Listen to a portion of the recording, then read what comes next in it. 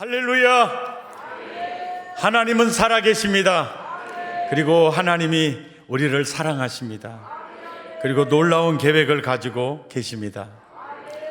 사람이 해산달이 가까이 오고 해산할 때가 가까이 오면 올수록 이렇게 힘겹게 왔던 통증이 해산할 때가 딱 되면은 잔잔해지죠. 아멘을 했는데 생각해 본 게 아닌 것 같네. 그죠? 해산할 때가 딱 닫히면 통증이 갈수록 세지죠. 자, 첫째 인이 떼지고, 둘째 인이 떼지고, 셋째 인이 떼지고, 넷째 인이 떼지고, 이제 오늘 다섯째 인 넘어 여섯째 인이 딱 떼지는데요. 완전 지구, 우주 대격변의 현상이 나타나고 있어요. 12절부터 14절까지 한꺼번에 보면은요, 해의 문제가 생기죠. 달의 문제가 생기죠.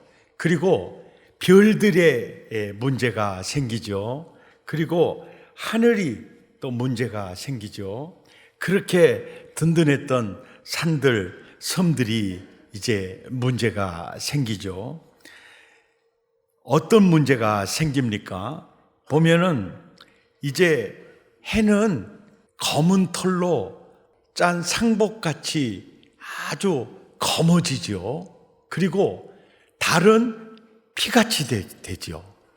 그리고 하늘의 별들이 대풍에 흔들려 설익은 열매가 떨어지는 것 같이 땅에 떨어지는데요. 이게 상상을 초월하는 게 1은하계 안에 있는 별만 수가 5,000개가 아니고 5,000억 개입니다. 그리고 제2은하계 안에 있는 별들만 5,000억 개예요. 그리고 이 은하계와 같은 우주가 1,000억 개가 있습니다. 그러니까 그 규모가 상상을 초월하죠. 그 수천억 개의 그 별들이 떨어진다고 상상을 해 보십시오. 이 말씀이 무슨 의미가 있느냐? 오늘 이 여섯째 인을 뗄 때 나타난 이것을 문자적으로 해석을 할 것이냐, 상징적으로 해석을 할 것이냐, 이것은 매우 중요한 문제예요. 문자적으로 해석을 하면 이렇게 아주 쉽게 해석이 돼요. 왜냐하면 마태복음, 마가복음, 누가복음에 예수님께서 산에서 이 종말에 대한 말씀을 하셨어요. 그 말씀 내용을 보면 마태복음 24장 29절부터 31절까지 내용인데요. 이 내용이 오늘 여섯째 인을 뗄 때의 내용과 거의 유사해요. 29절에 보니까 해가 어두워지죠. 그리고 달이 빛을 내지 않죠. 그리고 별들이 하늘에서 떨어져요. 그리고 30절에 보니까 그때 인자의 징조가 하늘에서 보이겠고 인자가 구름을 타고 능력과 큰 영광으로 오는 것을 보게 될 거다. 그리고 31절에 큰 나팔 소리와 함께 천사들을 보내리니 그들이 그의 택하신 자들을 하늘 이 끝에서 저 끝까지 사방에서 모으리라. 이 내용이 있죠. 그러니까 계시록 6장 12절에서 14절과 다른 점이 있다면은 여기는 인자가 구름을 타고 오신다는 내용이 들어있고, 그리고 천사들을 보내서 땅끝에서부터 택하신 자들을 모은다는 내용이 덧붙여져 있지요. 마가복음 13장에서도 보면은 해가 어두워지죠. 달이 빛을 내지 아니하죠. 별들이 하늘에서 떨어지고 권능들이 흔들려요. 마태복음과 동일하게 그 다음 절에 보면 그때 인자가 구름을 타고 큰 능력과 영광으로 오는 것을 사람들이 보리라. 그리고 27절에 그때 자기가 택하신 자들을 땅끝으로부터 하늘 끝까지 사방에서부터 모으리라. 그 다음에 누가복음에서도 보면 25절에 1월 성신, 해와 달과 별들의 징조가 있겠고 땅에서 민족들이 바다와 파도의 성난 소리로 인하여 혼란한 중에 아마 공고하게 될 거다. 이 내용이 덧붙여져 있는데 바다는요 달에 의해서 움직입니다. 그러니까 달이 핏빛같이 변하니까 이 바다가 요동을 칠 수밖에 없죠. 26절에 보니까 세상에 임할 일을 생각하고 사람들이 무서워함으로 기절하리니 하늘의 권능들이 막 별들이 막 떨어지니까 막 흔들리게 될 거다. 27절에 보니까 그때 인자가 구름을 타고 능력과 큰 영광으로 오는 것을 이제 보리라. 그럴 때 28절에 이런 일이 되기를 시작하거든. 일어나서 머리를 들어라. 이게 뭡니까? 인자가 구름을 타고 오실 때가 되었으니 이제는 머리를 들어라. 여러분 예배 드릴 때도요, 웬만하면 머리를 숙이지 마십시오. 언제나 머리를 들으셔야 됩니다. 춘향전에서도 나오잖아요. 내 머리를 들라. 머리를 들. 그때 이제 머리를 들어라. 마태, 마가, 누가가 전한 정말 순화에 대해서 말씀을 하셨는데 사도행전에서도요. 사도행전 2장 19절부터 보면 위로 하늘에서는 기사를 아래로 땅에서는 징조를 베풀리니 피와 불과 연기로다. 20절에 주의 크고 영화로운 날이 이르기 전에 보세요. 해가 변해요. 그리고 달이 변하여 피가 되리라. 여섯째 인을 뗄 때 나타난 그 환상과 거의 유사하죠. 그때 누구든지 주의 이름을 부르는 자는 구원을 받으리라 하였느니라. 아멘이죠. 자, 그러면 오늘 본문이 6장 12절에서 14절까지예요. 14절까지입니다. 그러면 7장부터는 바로 인자가 구름을 타고 오시리라 이렇게 기록이 되어져 있으면 요한계시록을 해석하기가 쉽죠. 왜냐하니까 종말후나 순서대로 그대로 이 기술이 되어져 있으니까 해석하기가 굉장히 쉽겠죠. 그런데 사실은 인자가 구름을 타고 등장하는 때가 이 계시록에는 언제냐면은 7장, 8장, 9장, 10장, 11장, 12장, 13장, 14장, 15장, 16장, 17장, 18장을 넘어가서 몇 장이죠? 19장에서도 11절에 재림을 하세요. 내가 하늘에 열린 것을 보니 백마와 그것을 탄 자가 있으니 12절부터 보면 그 눈은 불꽃 같고 머리에는 많은 관들이 있고 그가 피 뿌리는 옷을 입었는데 그 이름은 하나님의 말씀이라 하더라.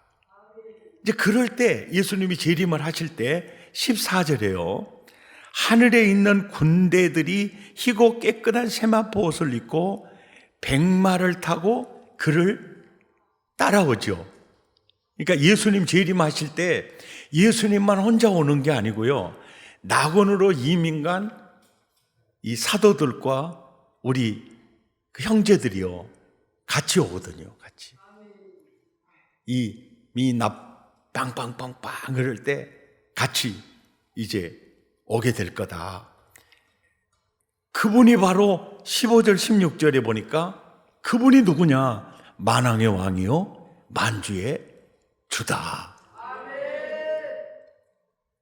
그러니까 계시록을 읽고 해석을 할 때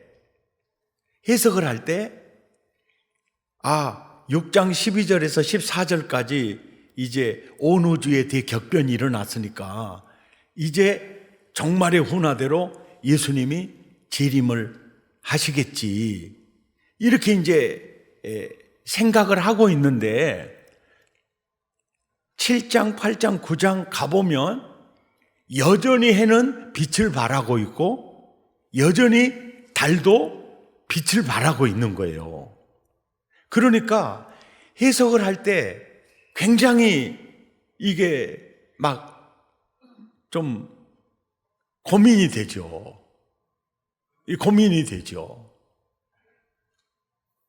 그런데 그 역사가 언제 일어나느냐면은 계시록 21장에 처음 하늘과 처음 땅이 사라졌어 바로 새 하늘과 새 땅으로 이어진다면 해석하기가 너무 좋죠. 그리고 2절에 보면 거룩한 성 새 예루살렘이 하늘로부터 내려오는데 그 준비한 것이 신부가 남편을 위하여 단장한 같은 거룩한 성 새 예루살렘이 임하는 거예요. 이건 바로 영광스러운 하나님의 아들들이 거할 궁이죠, 궁. 이 성입니다. 이 성이 임하게 되는 거죠. 그러니까 6번째 인이 떼진 후에 태양은 검은 털로 짠 상복이 검어진 것처럼 검어져 버리고 달은 핏빛을 내고 있고 별들은 떨어지고 하늘은 두루마리처럼 사라져버리고 난 그 후에는 인자가 구름을 타고 오시고, 그리고 처음 하늘과 처음 땅이 사라졌으니까 새 하늘과 새 땅이 등장하면서 이제 거룩한 성 예루살렘이 성이 이제 임하게 되는 거죠. 그러니까 6번째 인을 떼고, 그리고 계시록 19장 재림이 이루어지고 21장에 새하늘과 새 땅이 펼쳐지고 거룩한 성 예루살렘 성이 임하는 내용만 계시록에 있다면 해석하기가 너무 쉽죠. 너무 쉽죠.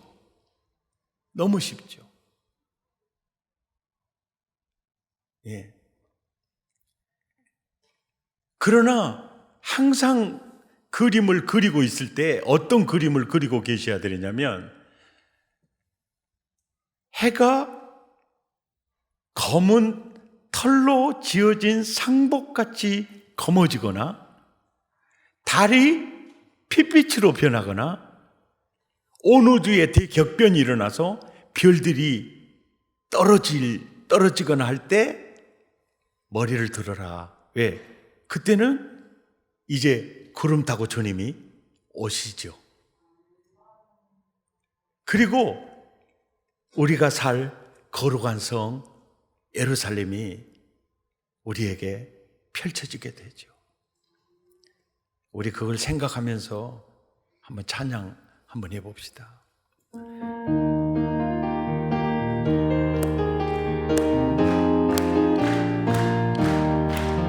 행군 나팔 소리로 아멘 주의 호령 났으니 십자가의 군기를 높이 들고 나가세 선한 싸움 나서 면류관 받았으리라. 선한 싸움 다 싸우고 그의 면류관 예루살렘 성에서 면류관 받으리.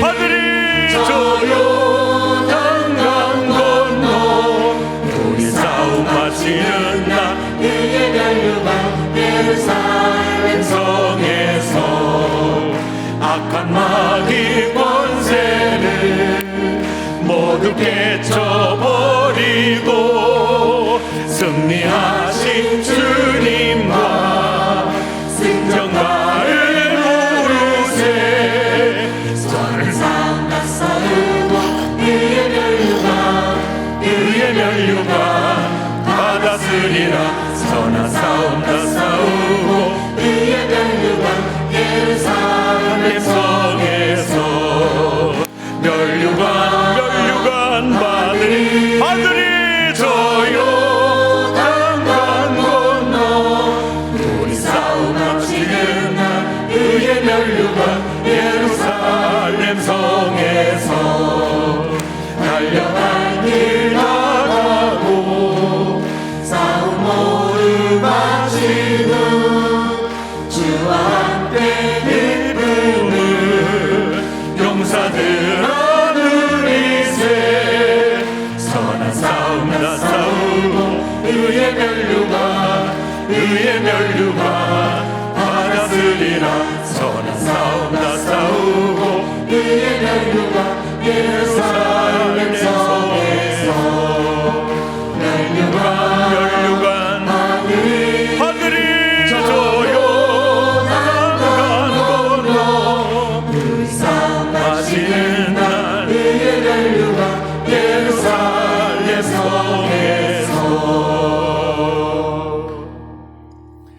할렐루야. 우리 다 거기서 만나십시다. 다음 주에 만나는 게 아니고 나중에 가서 만납시다. 할렐루야. 그러니까 이 계시록을 볼 때 마태, 마가, 누가 복음에 말한 것처럼 오누지의 대격변이 있은 후에 인자가 구름을 타고 오고 땅의 끝에서부터 택한 백성들을 모으는 이런 순서적으로 이렇게 계시록이 기록이 되어져 있으면 굉장히 우리가 이해하기가 좋죠. 그런데 여섯째 인을 뗄 때 해가, 달이, 별들이 떨어져 버리고 하늘은 날아가 버렸는데도 8장으로 가보면 여전히 해는 찬란하게 빛나고 있고 달은 달덩이가 지금 떠 있어요. 별들이 반짝반짝 있다는 거죠. 그러니까 이 성경이 왜 이래? 이거 진지가 없어졌는데 왜 또 이렇게 있어? 이제 혼돈이 일어나는 거예요. 그래서 계시록이 어렵게 느껴지는 거예요. 예. 그래서 여기서 저도 굉장히 묵상하고 연구하고 또 책을 보고 다 깨달은 게 뭐냐면 요한계시록은 연대순이 아니구나. 계시록은 연대순이 아니라 의미배열이구나. 순서적으로 이렇게 될 거다. 순서적으로 기록된 내용이 아니다는 거예요. 그냥 그 일어날 일들을 단편적으로 배열하고 있다는 거죠. 그래서 제가 지난번에 그런 말씀 드린 적 있잖아요. 7인이 떼지면 이제 7나팔이 불려지고 또 7대접이 또 쏟아지고 그 7나팔과 7인 사이에 막간 메시지가 있고 또 7나팔과 7대접 사이에 막간 아주 그 메시지가 있다고 기억하시죠? 그리고 7인, 7나팔, 7대접에 골격이 되는 재앙이 인재앙이라고 그랬죠. 그러니까 인재앙의 7 인자는 그 속에 7 나팔이 들어있는 거예요. 그러니까 7인은 7 나팔을 소개하는 거예요. 그러니까 인재앙으로 보면 6째 인이 마지막 재앙이죠. 마지막 재앙. 마지막 재앙. 그래서 계시록은 연대순이 아니라 의미배열이구나. 그러니까 우리가 계시록을 이렇게 읽고 해석을 할 때 우리가 역사를 배워도 있잖아요. 삼국시대가 지나면 통일신라시대, 통일신라시대가 지나면 고려시대, 고려시대가 지나면 조선시대, 이렇게 이제 항상 연대기적으로 모든 역사를 읽어왔기 때문에 우리 머릿속에 패러다임이 연대순으로 패러다임이 형성이 되어 있는 거예요. 그 눈으로 계시록을 읽는데 계시록은 연대순이 아니라 의미배열로 되어 있다는 거예요. 예. 그리고 계시록뿐만이 아니고요, 창세기부터 요한계시록까지 성경 말씀은요 항상 일관적으로 반복 진행법이에요. 메시지 자체가 계속 반복됩니다. 복음도 반복돼요. 율례도 반복됩니다. 계속 반복하면서 예수님 재림으로 전진해 가는 법이에요. 예, 전진해 가는. 그러니까 6째 인까지 이를 통해서 전체적인 예수님 재림 직전에 큰 뼈대를 먼저 착 제시해 주는 거예요. 이해가 되시죠? 이 제시를 먼저 이렇게 제시해 주는 겁니다. 아멘. 그리고 오늘 본문 이 6째 인 12절에서 14절까지 이 내용을 보시면요, 이 말씀 속에요 상징적 메시지가 담겨져 있어요. 그래서 이 성경을 문자적으로 정말 예수님의 순화에 비춰볼 때 문자적으로 너무나 정확히 딱딱 들어맞았지 않습니까? 딱딱 들어맞았는데 이것을 문자적으로만 이 해석을 딱 맞으니까 하고 넘어가면 뭔가 시원치 않은 게 뭐였느냐면요, 보십시오. 첫째 인을 딱 뗄 때 백말탄자가 딱 나타났는데 딱 가짜 구원자 출현이었어요. 이건 상징적 해석이었죠. 또 검은 말 타는 자가 딱 나오는데 이것은 기근이었어요. 붉은 말 탄 자가 탁 튀어나오는데 이것은 전쟁이었습니다. 그리고 청황색 말 타고 나오는 이게 바로 전염병과 괴질이었어요. 이미 이 인이 떼졌어요. 그죠? 그리고 5째 인은 낙원으로 이민간 그 순교자들이 시퍼렇게 살아있는 걸 보여줬어요. 그러니까 지금 현재는요 5째 인까지는 이미 떼진 거예요. 6째 인만 아직 떼지지 않고 있는 거예요. 이게 역사적 메시지예요. 역사적으로 6째 인이 떼지면 이제 바로 새하늘과 새 땅, 새 예루살렘으로 6째 인이 딱 떼지면 바로 예수님 구름 타고 오시고 새하늘과 새 땅, 거룩한 성 예루살렘으로 들어가는 거예요. 그러니까 지금까지는 우리가 살고 있는 이때는 언제냐면 6째 인 앞에 있는 겁니다. 6째 인 앞에 있어요.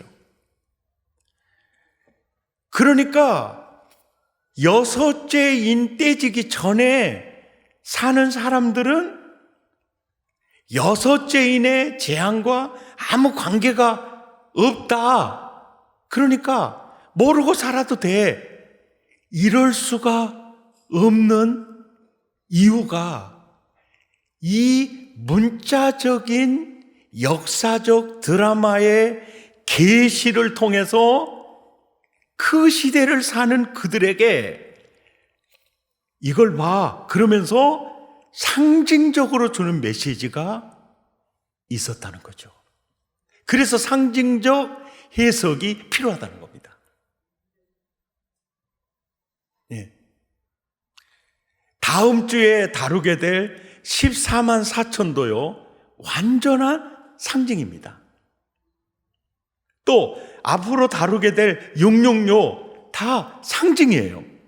그렇다면 오늘 12절에서 14절까지 내용도 상징적인 해석이 필요하고 이 역사적 사건을 통해서 그 시대에 오늘 우리 시대에 주는 상징적 메시지가 있다는 겁니다.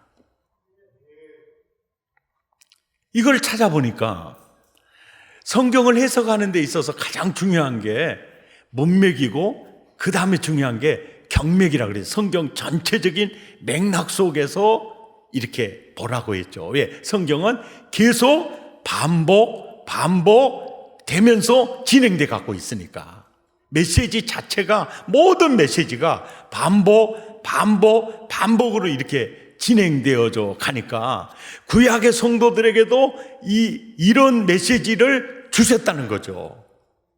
그리고 그런 메시지를 줄 때 그 당시에 어떤 의도로 그 메시지를 줬는가 이걸 보면 오늘 사는 우리에게 이 역사적 사건이 오늘을 사는 나에게 주는 상징적 메시지가 뭔가를 발견할 수 있다는 거죠. 자, 이사야서 2장 12절을 보면은요, 교만한 자, 거만한 자, 자고한 자가 등장하죠.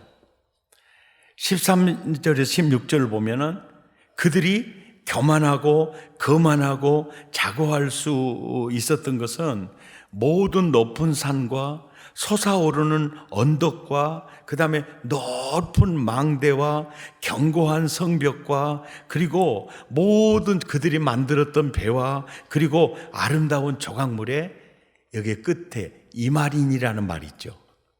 이마린이. 그러니까 그들은 이런 것들 때문에 교만했고 거만했고 자고했어요. 그러니까 높은 산과 아름다운 조각물에 이제 하나님의 진노가 임하게 될 거다. 이것은 대표적으로 뭐냐면은 하나님이 교만, 거만, 자고에 대해서 심판한다는 내용이죠. 17절에도 보면 그날에 자고한 자는 결국 굴복돼 버린다는 거예요. 교만한 자는 결국 낮아진다는 거예요. 낮아진다. 그런데 아주 중요한 메시지가 뭐예요? 여호와께서 홀로 높임을 받으실 거다.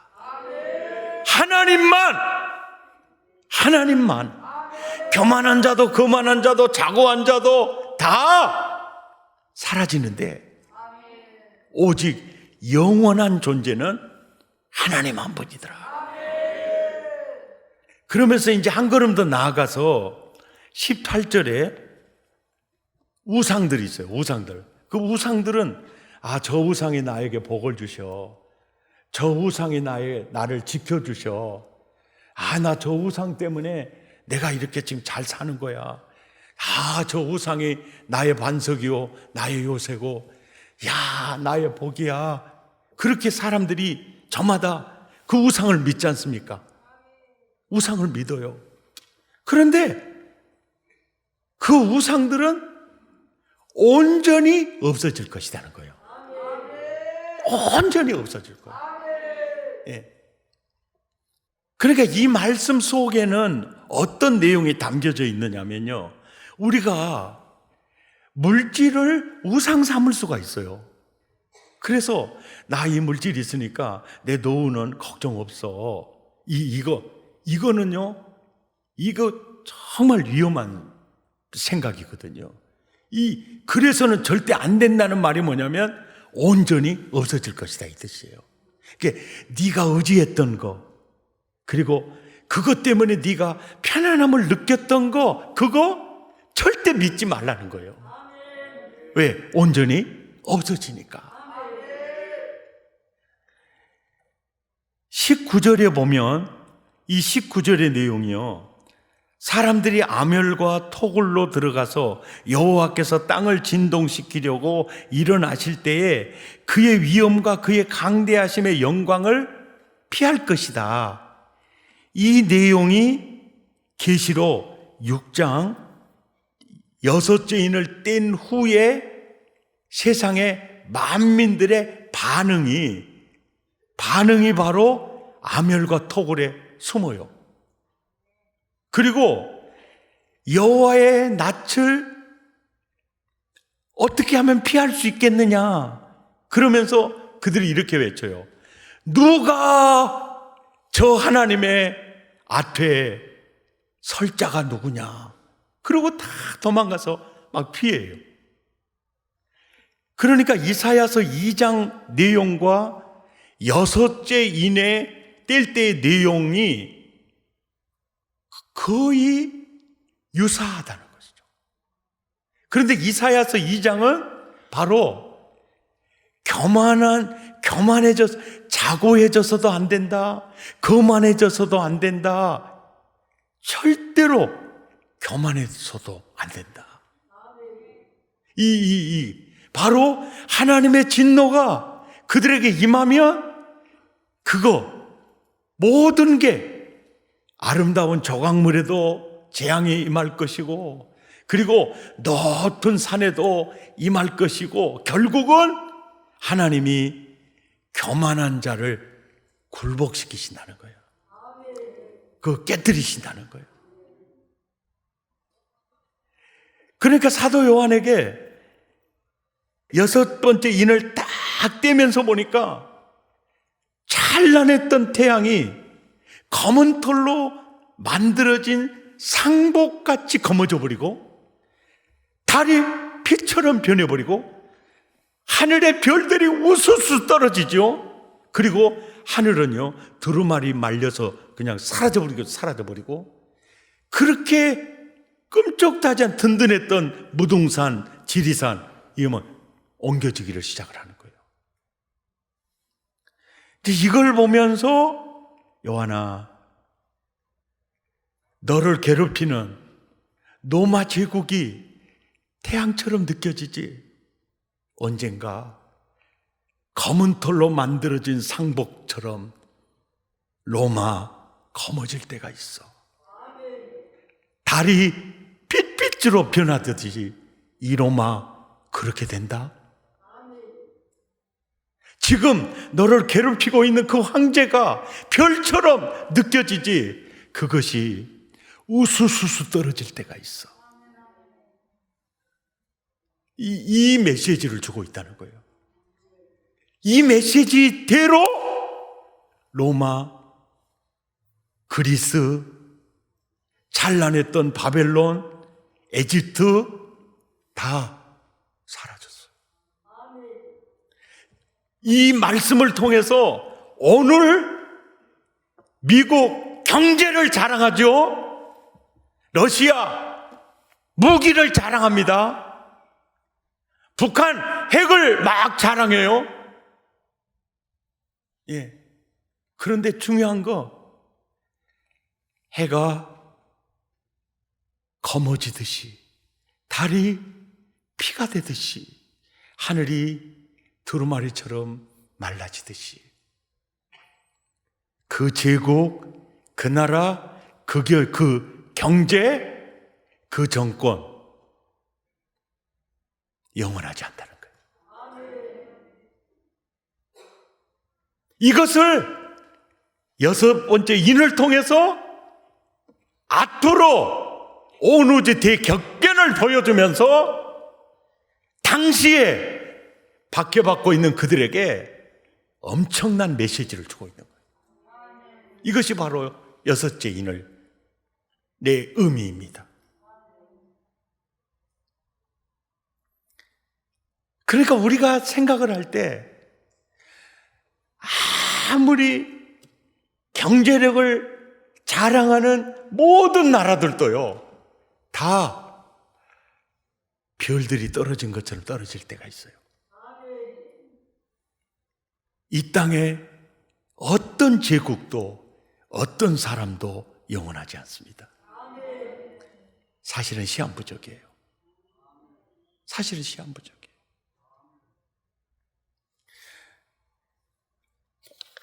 오늘날 많은 사람들의 마음속에는요, 특징 세 가지가 있는데요, 그 중에 하나가 항상 불안하다는 거예요. 항상 불안해요. 그리고 또 하나가 적개심이 마음속에 있어요. 적개심이 마음속에 있어요. 그리고 또 하나는 힘을 그저 키우려고 하는 그 마음이 항상 사람의 마음에 있다는 거예요. 이거 사회학자, 심리학자들이 말한 이 결론적인 내용이에요. 지금 현대인들의 마음속에 불안과 적개심과 힘을 키우려고 하는 그 마음이 이 자리를 잡고 있다는 거예요. 괜히 불안해요. 괜히 불안해요. 예. 지금 너무 집이 행복하잖아요. 그러면 행복하면 되잖아요.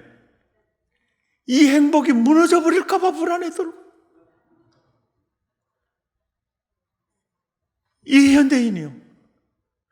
적개심은 나 없는 것 같아요. 적개심은 없는 것 같아요. 아니요. 내 안에도 이 적개심이라는 게 있어요. 어떤 목사님이요, 막 교회 자랑을 해. 예? 그리고 진짜 그 자랑하는 대로 진짜 부러울 정도야. 이런 마음이 들어요. 그러면 적개심이 뭐냐면요, 아랫배가 살살 아프기 시작하는 거예요. 이게 적개심이에요. 예, 이게 적개심이요.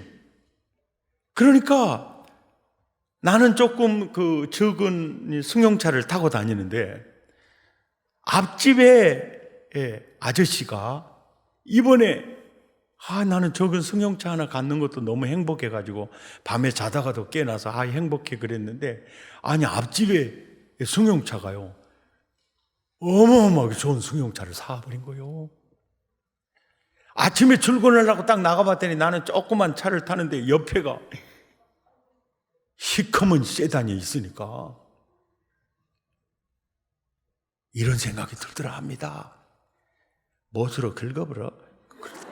이런 생각이 들더래. 내가 그랬다는 말이 아니고 아마 여러분은 안 그럴 거예요. 그런데 그 생각이 순간에 스쳐가더랍니다. 캉 못으로 긁어버려. 이런 생각이 들더라는 거예요. 아마 우리 사랑의 교인들은 전혀 안 그러겠죠. 가만히 보면은 그런 게 있어요. 그러면서 내가 힘을 길러야지, 이런 게 있어요. 그러니까 상당히 사실은 피곤한 인생을 사는 거죠. 굉장히 피곤한 인생을 사는 거예요. 근데 이 세상의 모든 영화, 모든 권력, 모든 부, 이거는요, 항상 기억하셔야 될 게, 이 여섯째 인을 떼면서 주는 메시지가 뭐냐면, 별 떨어질 때가 분명히 있다는 거예요. 달 핏빛처럼 변할 때가 있다는 거예요. 그러니까 내가 가진 영광, 내가 가진 권력, 내가 가진 부도 하늘이 두루마리처럼 말라져서 그냥 사라지고 큰 산이 옮겨질 때가 있다. 이거를 잊지 말라는 거죠. 잊지 말라. 우리 어머니가 낳은 아들은 딱 둘이요. 우리 형하고 나하고거든요. 근데 우리 형은요, 어떻게 그렇게 얌전한지요. 나는 말하는 스타일이고 거기는 듣는 스타일이니까 얼마나 사람들이 우리 형을 보면 착하고 얌전하고 목회를 해도 형이 해야 된다고 해요. 예. 왜냐? 나는 듣는 편이라기보다는 그냥 말하려고 하는 편이라 항상 손해보거든요. 그리고 우리 엄마가 그렇게 그 형을 사랑했는데 내가 봐도 형은 사랑받는 행동을 해요. 엄마가 이렇게 돈을 주거나 이 설에 세배를 하고 이렇게 돈을 딱 하면 우리 형은요, 허주머니에서 그 돈이 달아져요. 나는 그 다음날 다 없어져 버려요. 내가 우리 형을 통해서 아주 놀라운 비밀을 깨달았는데요. 그렇게 돈을 안 쓰면요, 누가 갖다 쓸지를 모른다는 거. 근데 돈을 빡 쓰는 백동주는요, 와, 얼마나 하나님이 기뻐하셨는지 우리 형님의 호주머니를 털어서 나한테 갖다 줘 그래요. 그것도 아주 자발적으로, 아야 동주야 네가 써라 그래 버려요. 야, 이거 신비한 은혜를 형님을 통해서 깨달았어요.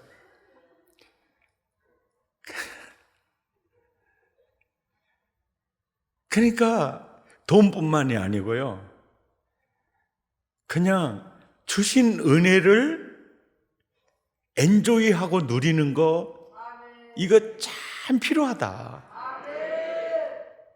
이 메시지, 상징적 메시지가 그거예요. 야, 너 풍요, 너의 부요, 너의 어떤 위치, 그냥 내일 일은 내일 염려할 것이고 한날 괴로움도 그날에 족하니까 그냥 넌 내 아들이잖아. 그러니까 바울이 그렇게 잘 살았어요. 무명한 자 같으나 유명한 자요, 아무것도 없는 자 같으나 모든 걸 가진 자요, 내게 능력 주시는 자 안에서 나는 모든 걸 할 수 있다. 굉장한 그 여유, 이 자유. 그러니까 바울을 보면 어떤 적개심 같은 게 없잖아요. 내가 더 벌어야지, 내가 더 이것도 없어요. 왜 그랬을까요? 성경을 아니까. 그 모든 것은 사실은 다 일장일단이 있어요. 예. 물질이 많다, 장점이죠. 그런데 그 물질을 자녀들에게 이제 나눠준다 그럴 때는 자녀들은 서로 가지려고 다퉈요. 그런데 자녀들에게 줄 게 아무것도 없어요. 그런 집 자녀들은요, 아버지밖에 모르고 엄마밖에 몰라요. 예. 그러니까 가난한 자들에게는 믿음으로 부욕해 한다. 그리고 정말 이 가진 게 많이 없어서 자녀들 너무 고생시켰다 하는 그런 아픔들 있잖아요. 근데 그 자녀들은 그 아픔 속에서 더 아주 견고하게 자라가요. 사실은 부도 은혜고요, 빈도 은혜예요. 모든 게 은혜입니다. 그러니까 부하다고 해서 교만하면 마이너스가 되고요, 예. 빈하다고 해도 내가 가진 게 더, 가진 은혜가 너무너무 커, 그러면 플러스가 돼요. 인생 어떻게 살래요? 6째 인을 뗄 때 이 모든 거 태양처럼 찬란하게 빛나다고 교만하지 마라. 그것은 다 어두워질 때가 있다. 태양의 빛을 잃을 때가 있듯이 하늘이 두루마리처럼 사라질 때가 있다.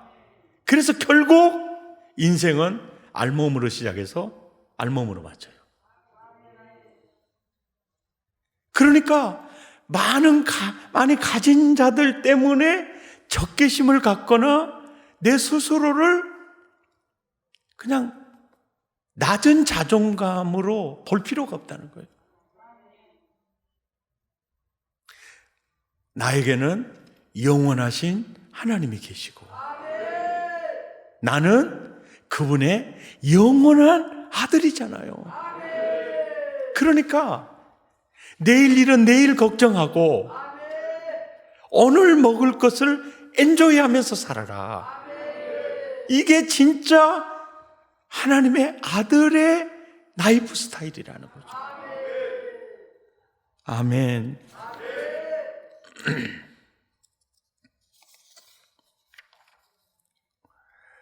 오직 변하지 않는 분 예수님밖에 없습니다. 계시록 1장 8절입니다. 함께 읽죠. 시작. 주 하나님이 이르시되 나는 알파와 오메가라. 이제도 있고 전에도 있었고 장차 올 자요 전능한 자라 하시더라. 아멘.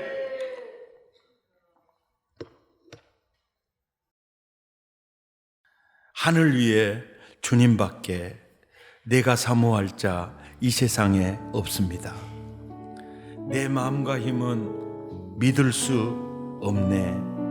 오직 한 가지 그 진리를 믿네. 주는 나의 힘이요 주는 나의 힘이요. 하늘 위에 주님 밖에 내가 사모할 자 이 세상에 없네.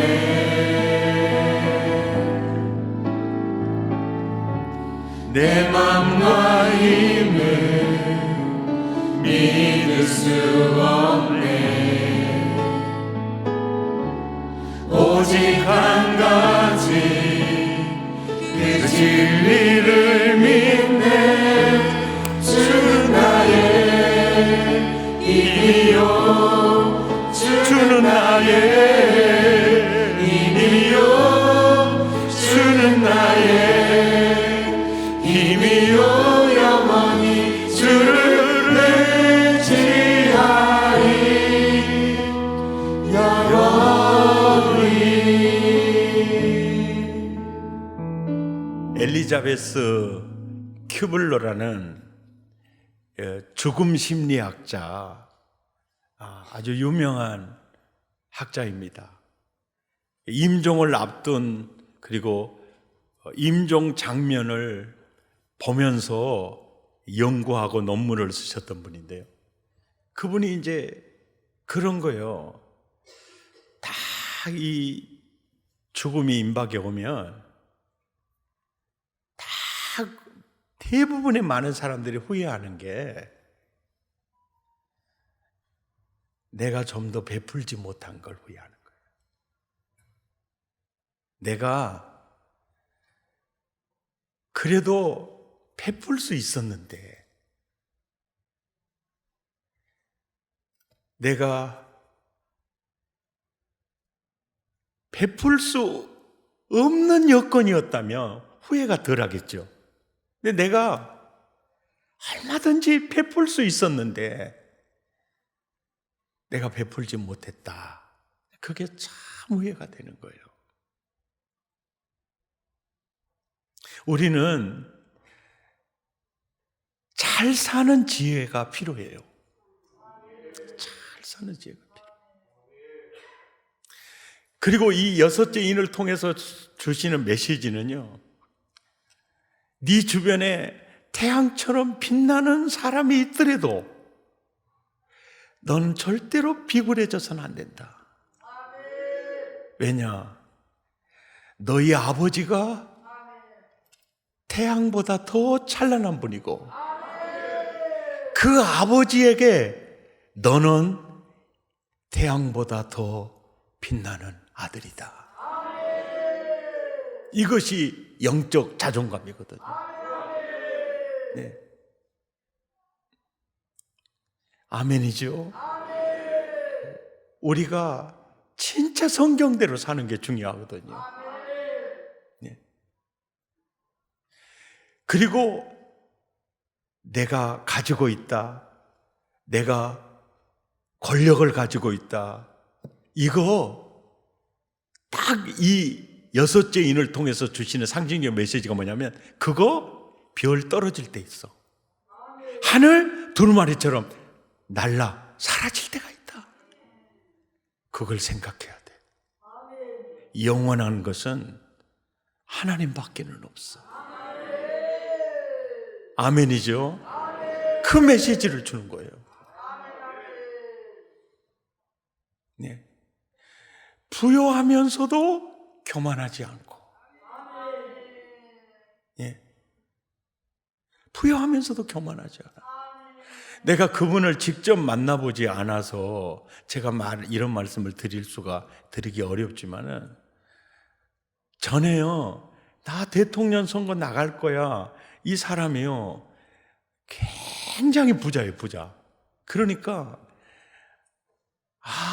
저 양반 지지하려고 따라다니면은 이렇게 떡고물이라도 좀 많이 떨어질 것 같다 그래가지고 겁나게 사람이 많이 모였다는 거예요.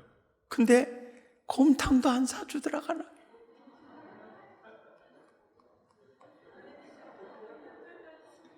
근데 그 사람이 그보다는 돈이 좀 없어도 꽤나 돈이 많은 분이 있어요. 지금도 활동하고 계시는데, 그거 이제 대통령 나간다고 하니까 저 사람 따라다니면 떡고물 떨어지겠다 그랬더니만 세상에 짜장면도 안 사주더래요. 그래서 그 사람들이 하나둘씩 떠나가서 나중에 보니까 그 사람 혼자 있더라는 거죠. 누군지 제가 이름은 밝히지 않겠지만은 이제 그런 얘기를 해요. 모르겠어요. 사실인지 아닌지는 몰라요. 이제 듣는 소리입니다. 그때 제가 이런 말을 했어요. 이봐, 왜 부자가 된 줄 아요? 짜장 안 사주니까 부자 된 거야.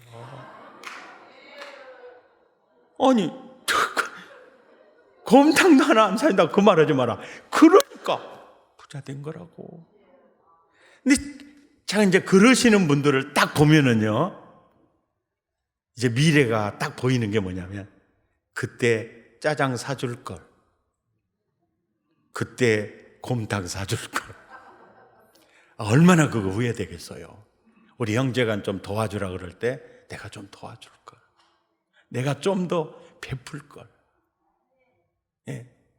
그리고 지금 내가 어떤 위치에 어떤 모습으로 있을지라도 나는 다른 사람보다 나아, 이런 자고함은 이건 엄청난 재앙입니다.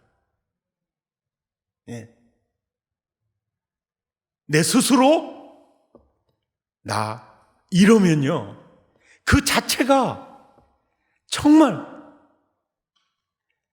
교만 그 자체가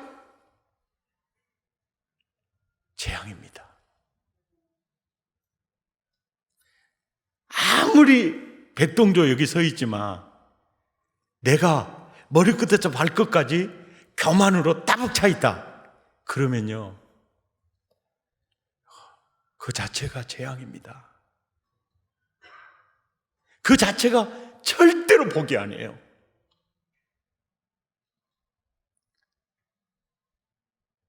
항상 너 별이냐? 떨어질 때가 있으니까 하나님만 바라봐. 주님만 의지해. 주님만 의지해. 다른 사람을 존중하며 사랑하면서 섬기면서 최고의 인생 살기를 원하죠. 오늘 484장 우리 찬송 아까 불렀지 않습니까? 3절에 보면 이런 가사가 있어요. 세상의 영광 나 안 보여도, 그러니까 세상 사람들이 부러워하고 좋아하는 거 내게는 없어요. 그게 안 보여도 언제나 주님은 나의 기업이세요. 언제나 주님은 나의 기업이세요. 아멘입니까? 나는 가난해요. 그리고 나는 남다르게 질병에 시달려요. 그래서 나는 눈만 뜨면 주님밖에는 안 보여요. 그 자체가 얼마나 복인지요. 세상 사람이 날 부러워 아니해도 내 주변에 내가 가진 것에 세상의 영광은 하나도 보이지 않아도요, 언제나 주님은 나의 기업이세요. 이 찬송가 가사가 얼마나, 아까는 멀상 모르고 부르셨다면 인자는 멀상 좀 알고 불러봐요. 뜻을 알고.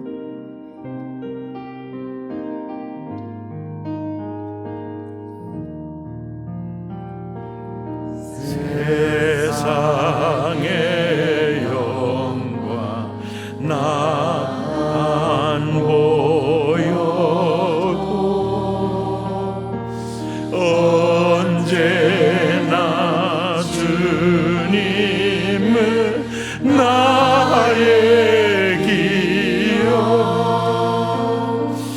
주님만 내 맘에 계시오니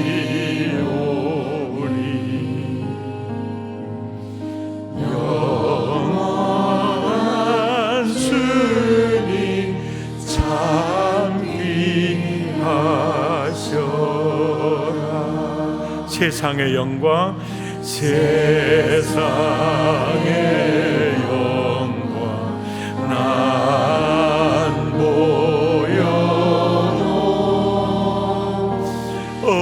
언제나 주님은 나의 기업, 주님만 내 맘에 계시오니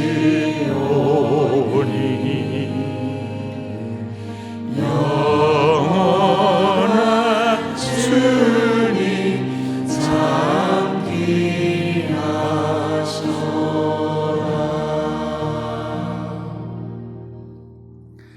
나와 여러분 참 세상 살 때 그 사람의 가진 재산으로 그 사람 절대 평가하지 말고요,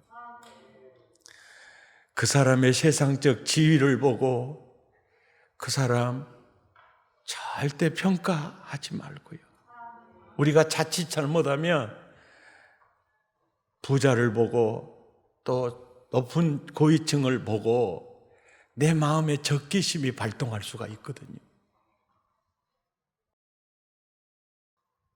아, 저 별도 떨어질 때가 있다. 저 태양도 검어질 때가 있다. 그러니까 누구를 봐도 그 렌즈를 끼고 사람을 차별하지 마시고요, 저 사람도 하나님이 사랑하는 존중받아야 마땅한 사람이다. 심판하신 그분 앞에서 모든 역사가 이루어질 텐데, 우리가 진짜 성경적인 눈을 가지고 성경적인 역사관을 가지고 성경적인 우주관, 세계관을 가지고 오늘 우리 자신을 스스로 하나님의 나라를 사는 게 중요하다.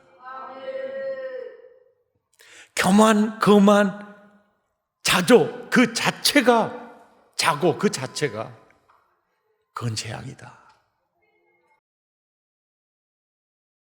조금 잘난 것 같아서 다른 사람 무시하면 절대로 안 된다. 자고, 거만, 교만 그 자체가 재앙이다. 재앙이다. 시편 18편 1절과 2절 시작.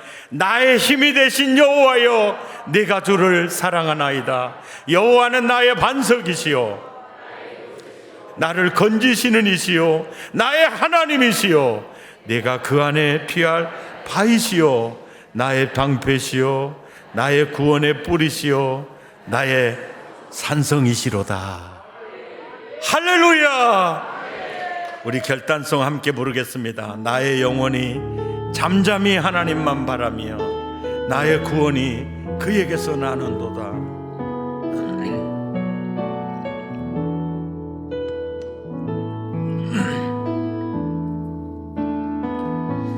나의 영혼이 잠잠히 하나님만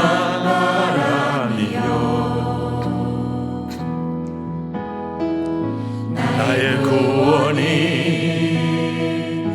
그에게서 나는도다.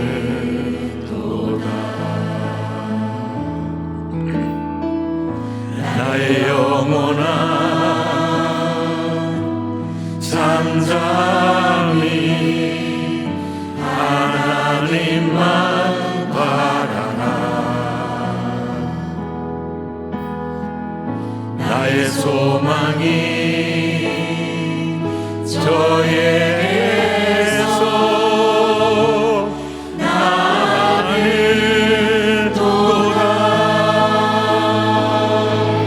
오직 주만이 나의 산소 나의 구원이시니. 아멘. 오직 주만이 나의 산소 내가 요동치 아니하리. 나의 영혼이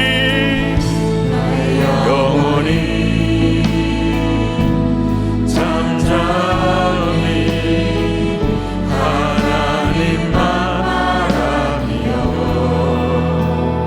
나의 구원이 그에게서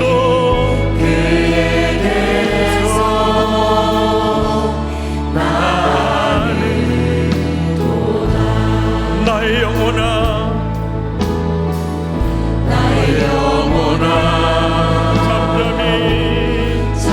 잠잠히 하나님만 바라라. 나의 소망이 저에게서 나는도다.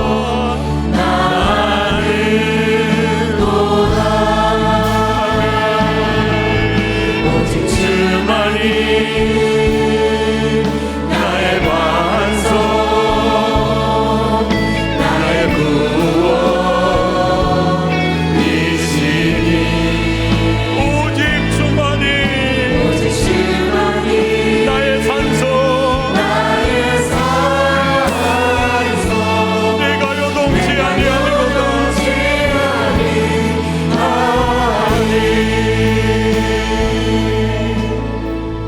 나의 영혼이 간절히 여호와를 갈망하며 나의 입술이 여호와를 찬양하리.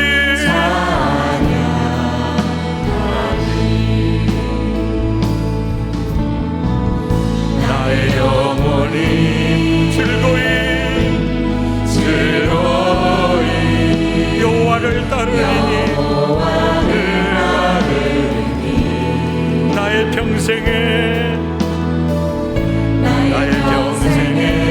여호와를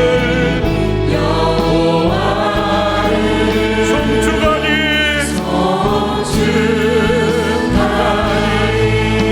오직 주만이 나의 반석 나의